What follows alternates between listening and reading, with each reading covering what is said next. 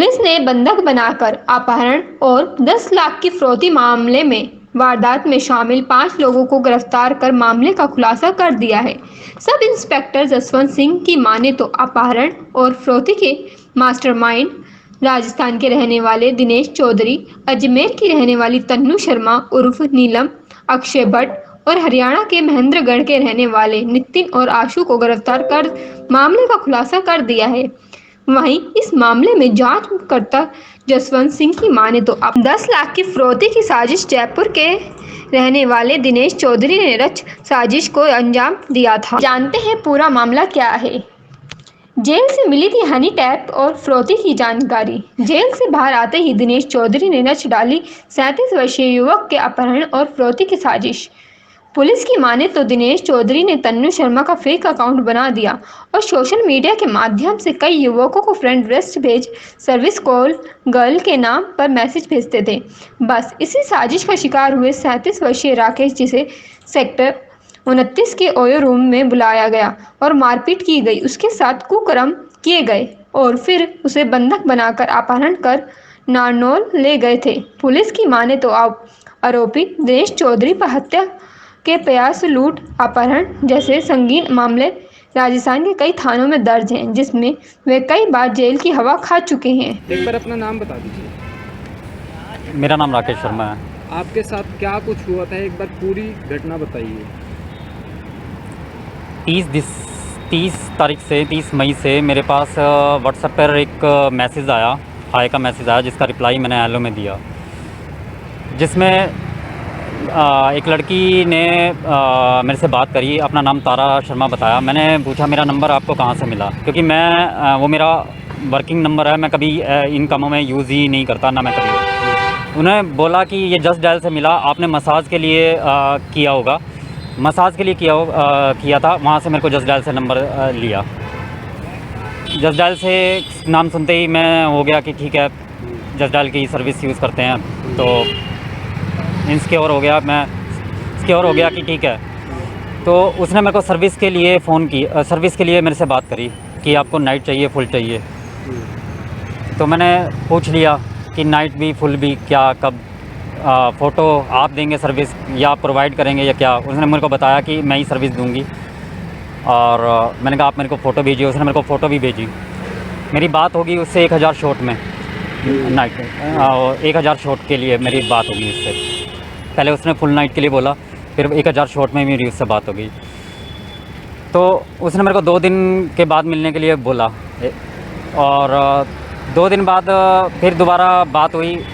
तो उसने कहा कि आगे 1-2 दिन और लगेंगे, और मैं ना आपका होटल का पैसा नहीं लगने दूंगी, मैं जिस होटल में ठहरती हूँ मैं उस होटल में आपको बुला लूँगी। तो फिर इस बात को 2 दिन हो गए, उसने 1-2 दिन का और टाइम लिया, और 4 तारीख की रात को मेरे पास मैसेज आता है उसका कि मैं आ गई हूँ और मिलते हैं।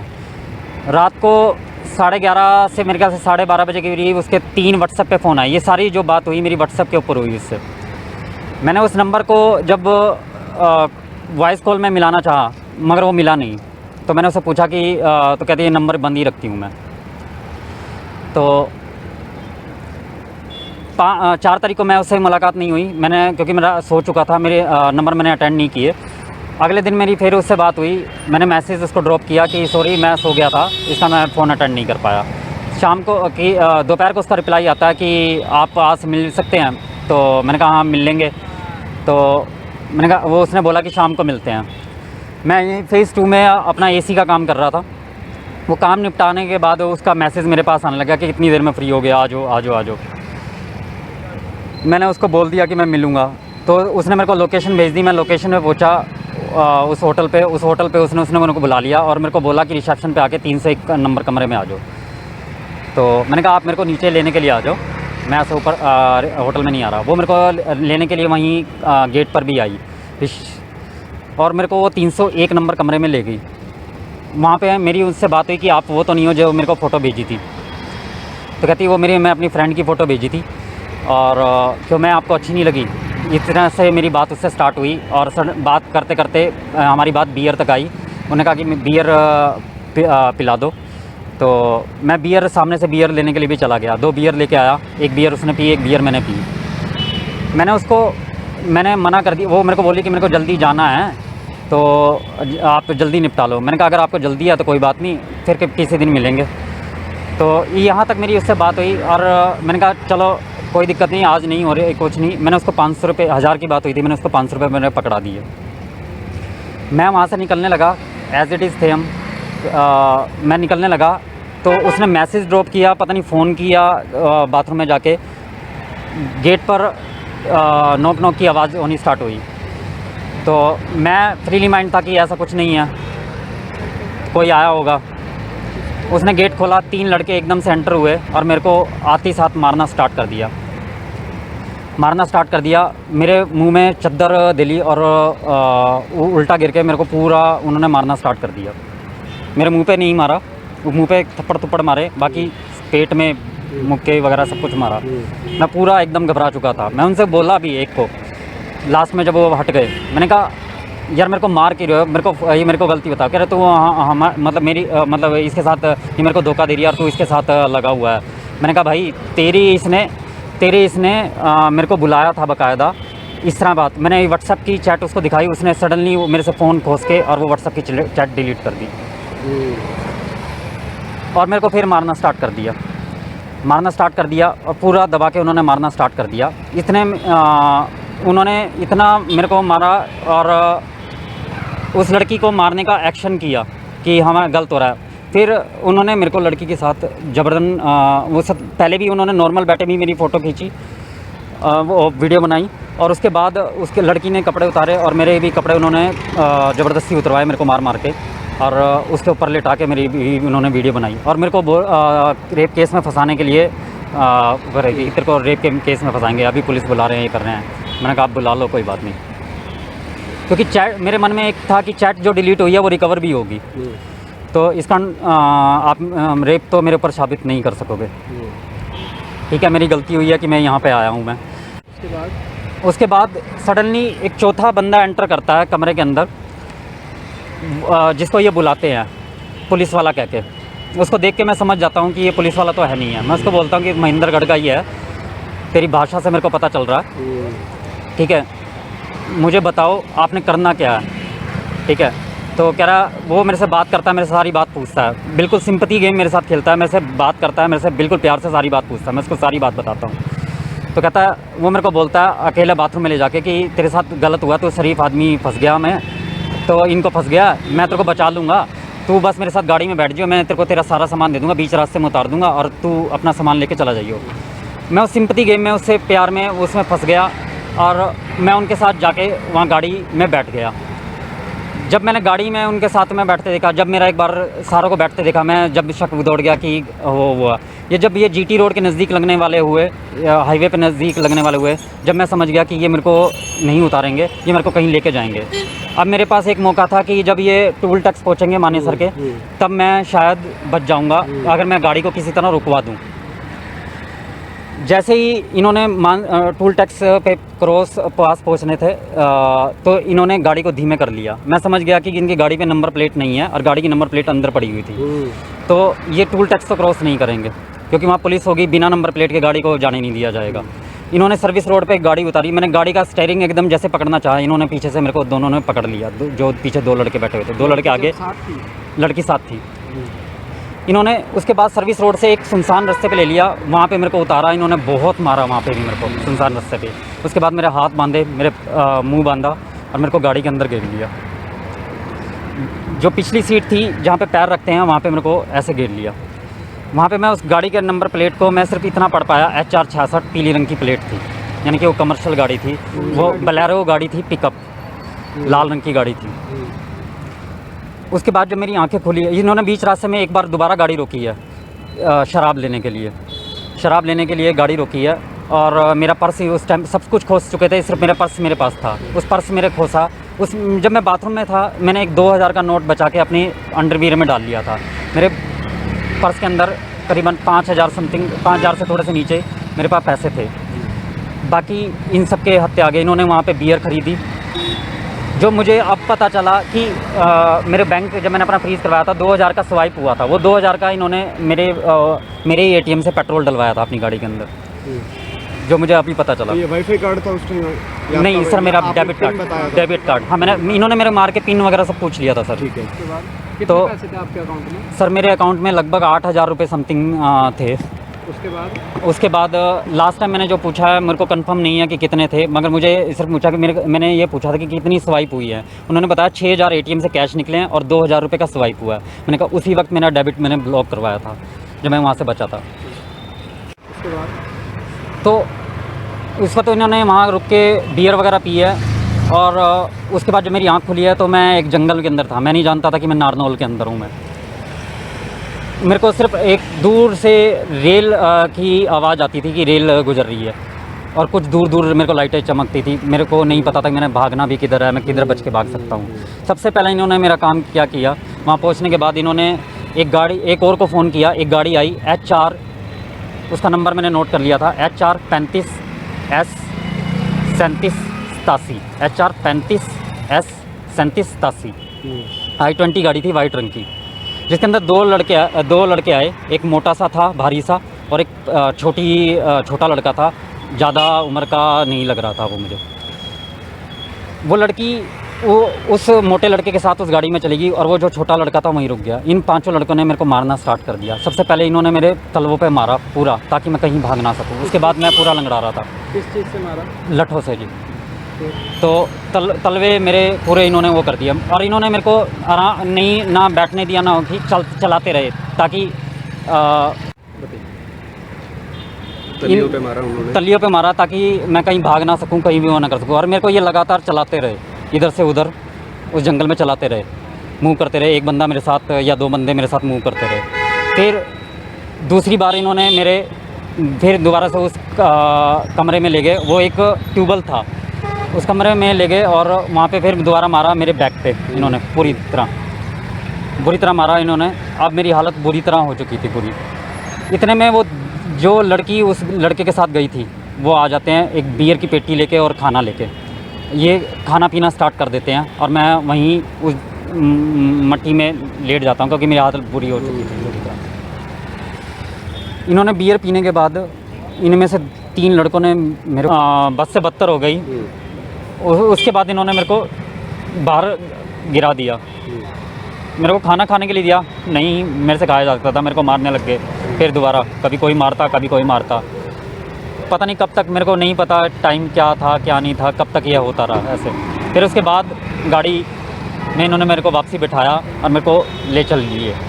थोड़ी सी दूर जाने के बाद वो एक जो I-20 गाड़ी आई थी, वो आगे पीछे हो रही थी। इन्होंने मेरे हाथ आंखों पे फिर कपड़ा बांध रखा था, मगर मैंने अंधेरे का फ़ायदा उठाकर उनकी नशे की हालत में यहाँ गैप बनाया और गाड़ी का नंबर नोट किया मैंने, जो मैंने आपको बताया HR 35S 3787, और पूरी तरह रटा उस गाड़ी के नंबर को।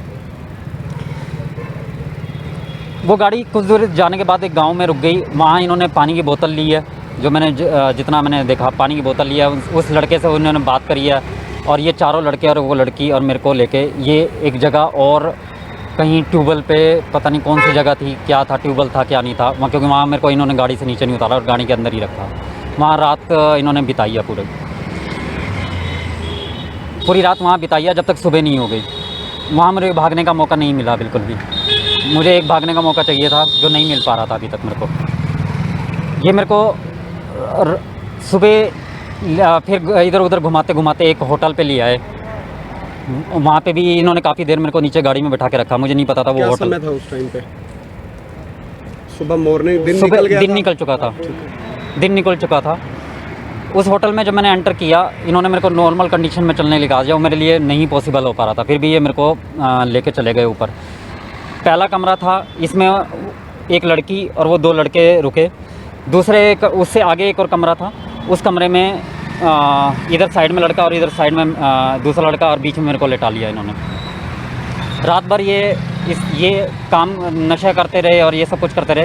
ये सो नहीं पाए थे और मैं भी नहीं सो पाया था, दुख हो रहा था। सो गया मैं भी। उस एक पल का इंतज़ार था कि कब मेरे को वो जगह में, थोड़ी देर बाद आँख खुलती थी, मैं देखता था, तो इनको जागते देख के फिर मैं सो जाता था। कभी सोने का नाटक, कभी मेरे को नींद आ जाती थी, ये करता रहा। शायद पता नहीं कितनी देर लगी मेरे को ये करते करते। एक मौका ऐसा आया कि जब मैंने इनकी पूरी जजमेंट नोट कर ली और मैं वहाँ से निकल के पहले सबसे पहले मैंने अपनी कमरे की खिड़की गौर करी, वो पूरी तरह सील्ड थी, जहाँ से मेरा भागना पॉसिबल नहीं था। मैं उस गलियारे के अंदर आया जिसमें वो 2 कमरे के गेट थे। वहाँ से उधर की तरफ जाता तो सीढ़ियों में वो मेरे को देख लेते, क्योंकि पहला कमरे से मेरे को गुजर के जाना पड़ता। मैं दूसरे कमरे की तरफ गया, वहाँ पे खिड़की मिल गई मेरे को। वहाँ से जब मैंने नीचे देखा तो करीबन 16-17 फुट की हाइट होगी। मेरी उस खिड़की से नीचे देख के हिम्मत नहीं पड़ी कि मैं वहाँ से कूद लूँ। मैं दोबारा आके वापसी अपने बिस्तर पे लेट गया। वो सो रहे थे जब तक। इतने में वो फिर दोबारा बंदा आया, उसने मेरे को फिर देखा, फिर वो चला गया। मैंने जब रात भर अपने बारे में सोचा कि रात भर मेरे साथ क्या हुआ है, इससे बुरा तो नहीं होगा कि मैं उस खिड़की से कूद जाऊँ, मरी तो जाऊँगा, हाथ पाँव टूटेंगे कहीं तो लेकर ये मेरे को मैं तो असहाय हो जाऊँगा। कितनी देर तक मेरे को रखेंगे, मार देंगे जान से। मैं दोबारा गया, जब वो आदमी आया, लड़का वो आया, मेरे को देख के गया। अगले 2 मिनट में मैं दोबारा उठा, पूरा तैयारी बना के और सीधा खिड़की से लटक के और मैं नीचे कूद गया। अब भगवान में इतना साथ था कि मेरे को कुछ भी नहीं हुआ। मैं वहाँ से भागना स्टार्ट हुआ तो मैं लंगड़ा के भागने लगा। गेट के कॉर्नर पे पहुँचा हूँ, वहीं पे वो जब मैं होटल के गेट पे पहुँचा तो वो होटल का मालिक मेरे को वहीं पे दिखा। तो उस होटल के मालिक ने मेरे से पूछा कि कहाँ जा रहा है। मैंने कहा मैं भाग रहा हूँ और मेरे साथ ऐसे बात हुई है, 112 डायल कर दीजिए, मेरे को ये इन्होंने बहुत रात भर मारा है, मेरे को गुड़गांव से ये उठा के लिया है यहाँ पे। उसने मना कर दिया 112 डायल करने से। मैंने कहा मेरे को भागने दो, मेरे को रोको मत। उसने मेरे को बोला कि भाग जाओ। मैंने फिर उससे दोबारा रिक्वेस्ट करी मेरे को कि पुलिस चौकी छोड़ सकते हो, उन्हें वो भी मना कर दिया मेरे को। उन्होंने मेरे को भागने के लिए बोला। मैं बाहर निकला, एक पेट्रोल पम्प था, पेट्रोल पम्प वाले वहाँ पे 2 कारिंदे बैठे हुए थे, उनको मदद के लिए बोला। उन्होंने सिर्फ इतना पुलिस को डायल नहीं किया उन्होंने, मगर इतना बोला कि वहाँ जाके शटर में छुप जा। मगर मुझे लगा कि यहाँ पे मैं अनसेफ हूँ। मैं दोबारा सड़क पर आ गया। सड़क पर आकर मैंने एक से रिक्वेस्ट करी मोटरसाइकिल वाले से, उसने भी मेरे को मना कर दिया। एक मोटरसाइकिल वाले से और रिक्वेस्ट करी, उसने आगे मोटरसाइकिल रोक ली। उसने मेरे को 3-4 किलोमीटर आगे एक बस स्टॉप पर छोड़ दिया। उसको मैंने बताया कि मेरे पास 2000 रुपये है, मैं इससे घर पहुँच जाऊँगा। उसको मैंने सारी अपनी बताई कि ऐसा मेरे साथ हुआ है। मैं उस बस स्टॉप पर भी मैंने देखा कि वो अनसेफ़ है और बहुत एक गांव का एरिया था कि कितनी देर में बस आएगी मुझे नहीं पता था। तो सराय गांव था वो, जो जब मैं वो गांव का नाम भी मैंने वो बस स्टॉप से निकल के मैं सामने घर थे वहाँ पे घुस गया। तो बस स्टॉप से मैं गांव के एक घर में घुस गया। वहाँ पे एक लेडीज़ थी, उनको मैंने अपनी व्यथा बताया, अपने पहचान दी, सब कुछ दिया। मैंने कहा मेरे को एक फ़ोन करवा दो, ये 2000 रुपये है, मेरे से रख लो, मेरे को पुलिस को फ़ोन करवा दो और मेरे भाई को फ़ोन करवा दो बस। उन्होंने मेरे से पैसे नहीं पकड़े, कुछ नहीं पकड़े। उन्होंने कहा कि मदद हो जाएगी तो चुप हो जा बस। सिर्फ उन्होंने अपने हस्बैंड वगैरह को बुलाया, 5-6 बंदे आदमी आए एक एक करके, जिन्होंने मेरी बात सुनी और मेरी मदद करने के लिए मेरे को उन्होंने बोला कि वो मेरे को बोले कि मेरे को बोले कि तू घबरा मत, तू एक जगह आ गया, अब तेरे को कोई कुछ नहीं कर सकता और तू अपने घर पहुंचेगा। और वाकई उन्होंने मेरी मदद करी। 112 डायल किया, मेरे भाई से मेरी बात करवाई। मेरी कंपनी में मैंने एक फ़ोन और करने के लिए बोला, उन्होंने मेरी वो भी बात करवाई। मेरे को खाना दिया उन्होंने खाने के लिए, चाय दी मेरे को पीने के लिए। इतने में 10-15 मिनट बाद पुलिस की गाड़ी आ गई, 112 की, डायल 112 की। और वो मेरे को वहाँ में से सब कुछ पूछने के बाद, मेरी फ़ोटो खींचने के बाद वो मेरे को सदर थाने ले गई। एक बार मेरे भाई से बात किया और सदर थाने नारनौल ले गई। वहाँ पे मुझे छोड़ दिया उन्होंने। सदर थाने नारनौल में उन्होंने मेरे को पूरी मेरी से चौकी इंचार्ज ने मेरे से बात करी, सब कुछ पूछा और उस होटल वाले को होटल का मेरे से पता पूछा और होटल वाले को फ़ोन किया। उस होटल वाले से एक नंबर उन्होंने नंबर और उसके आईडी निकाली। उस आईडी पे जब वो मेरे को पता चला आशीष के नाम से वो कमरा वहाँ बुक था। आशीष के नाम से कमरा बुक था। नंबर भी मुझे रिमेंबर है शायद, जो अगर वो सही बोले थे तो 93 50 142 128, अगर ये नंबर उसी सही शख्स का बोले थे। एक नंबर मैंने नोट किया था जब वो बोल रहे थे। तो मेरा भाई फिर आया, मुझे वहाँ से ले गया और वो मेरे को बोला, मेरे को यहाँ लेके आया। उन्होंने मदद करी मेरी सदर थाना नारनौल वालों ने। उन्होंने बताया मेरे भाई को कि ऐसे वहाँ ले जाओ, मेरी पुलिस स्टेशन बात होगी या सब कुछ तेरी वो होगी। यहाँ मैं DLF फेज़ 1 में आए उन्होंने जब मेरी व्यथा देखी, सब कुछ देखा, सब मेरा सुना, चौकी इंचार्ज ने, उन्होंने भी एकदम स्ट्रिक्टली एक्शन लिया। मेरे साथ एक टीम भेजी आईओ थे जो कि देखने के लिए कि वो एरिया उनके ब्लॉक में पड़ता कि नहीं पड़ता, और उन्होंने आके अपनी पूरी सही कार्रवाई करी। देखा वहाँ पे मुझे बहुत सी चीज़ें वहीं उनके साथ आके पता चला कि एक तो होटल में उन लड़की और उनकी एंट्री नहीं थी, वो होटल भी का पता चला कि वो भी सम्मिलित है उस केस में। इस बीच में उन्होंने मेरे को मारते मारते भी मेरे से 10 लाख रुपए मांग रहे थे। मैं एक बात आपको बताना भूल गया, मेरे से पैसे मंगवा रहे थे। एक मेरे व्हाट्सएप से उन्होंने व्हाट्सएप डाला किसी को, उससे 5,000 रुपये सुबह डालने के लिए बोला। वो उधर से मेरे को पता चल गया था, उन्होंने पैसे नहीं डाले थे। अभी मेरे को नहीं पता और किस किस को मैसेज डाले हैं, वो पता चलेगा मेरे को, क्योंकि मैंने फ़ोन अभी तक ऑन नहीं किया था। उन्होंने मेरे को जान से मारने तक की भी धमकी दी थी कि मैं तेरे को जान से मारेंगे तेरे को, तो ये वरना पैसे मंगवा ले तू। बात मैं आपको बताना भूल गया। यहाँ होटल में आने के बाद मेरे को पता चला कि वो होटल वाला उसमें से एक लड़के का रिश्तेदार है। लड़का इस होटल वाले का क्या नाम है? होटल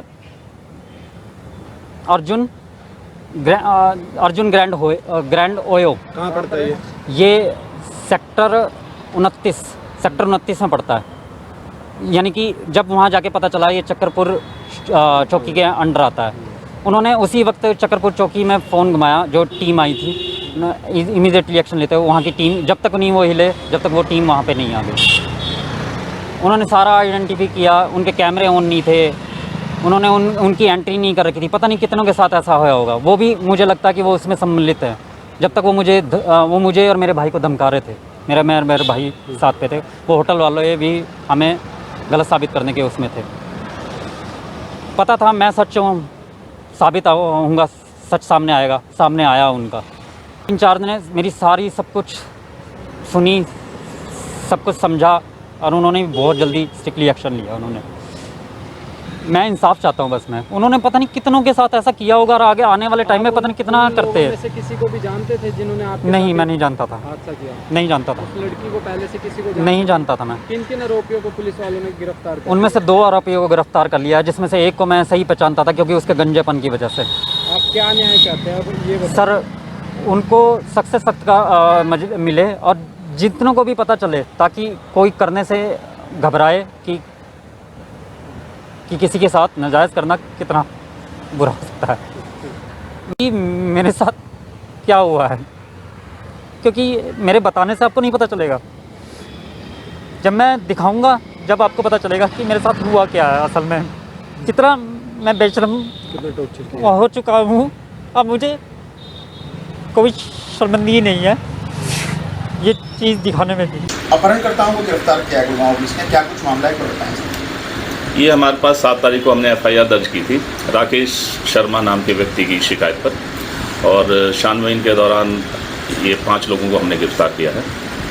कौन है सर ये 5 लोग? क्या कुछ इसकी साजिश रची गई थी?